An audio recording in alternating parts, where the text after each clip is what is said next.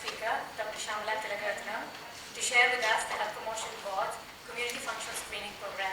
Dr. Thilagaratnam is the Director of the Healthy Aging Division of Health Promotion Board.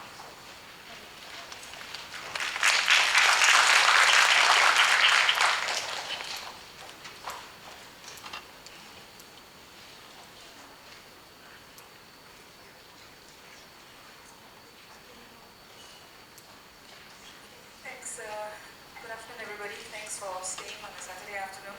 I'm only going to take about 5 to 10 minutes, basically to tell you what we are doing to translate the last 15 months of work into a program for real people in the community. And briefly, this is the outline of what I'm going to speak about, the nuts and bolts of the pilot program. So I think you've heard already the when. The pilot will start in September this year and will go on for a year. We have confirmed 4 pilot sites, Jurong Central, Jalan Besar, Kebun Baru and Kereta Ayer Kim Seng. I don't know if Dr. Tan Wang Seng is still here, but he just offered me Whampoa as well.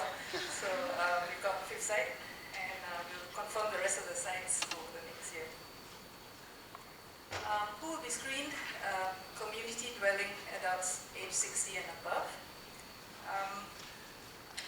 We are hoping to screen about 1,500 people over the course of the year in about 30 to 40 screening sessions at the various wellness program sites. Who will screen? We will engage a service provider to carry out the screening in the community. Our partners, very importantly, are People's Association. Their wellness program officers are helping us a lot to recruit the participants for this program. And I think follow-up is very important. Mr. Lim mentioned this as well.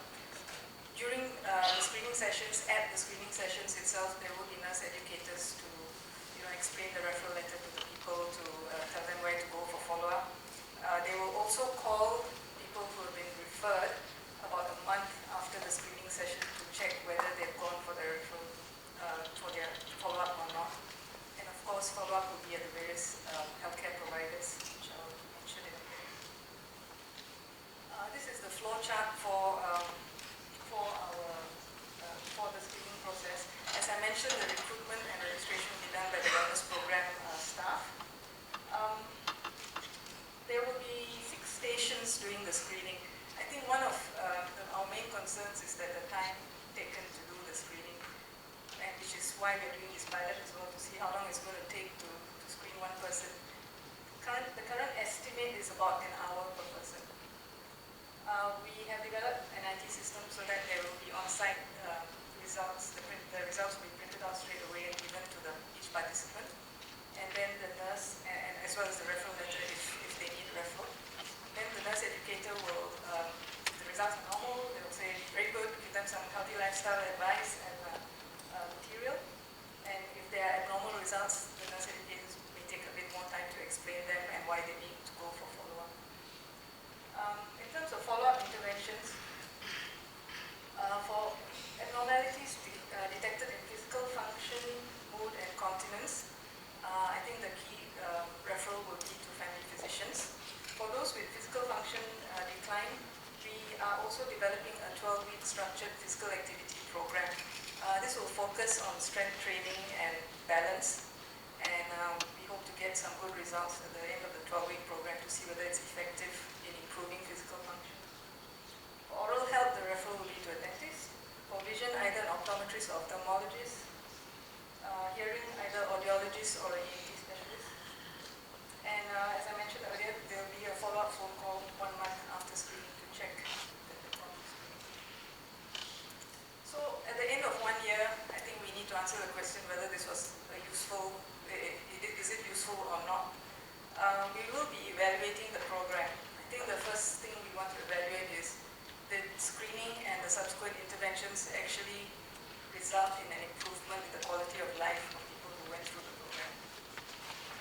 We also want to know the proportion of people with functional decline in the various domains. And this is also why we've kept the numbers fairly small, because we don't want to overburden the system with referrals and so on. So I think we need to get a handle on the proportions of functional decline in the various domains, which we don't have at the moment. We also need to know infer how many people actually go for their follow-up. And we will be doing some qualitative assessment on what makes a person come for screening, or what makes them not come for screening, what would help, and to do a bit of needs analysis to see what exactly is needed on the ground. So I think that's it for me. I think we've all heard the quote that it's a privilege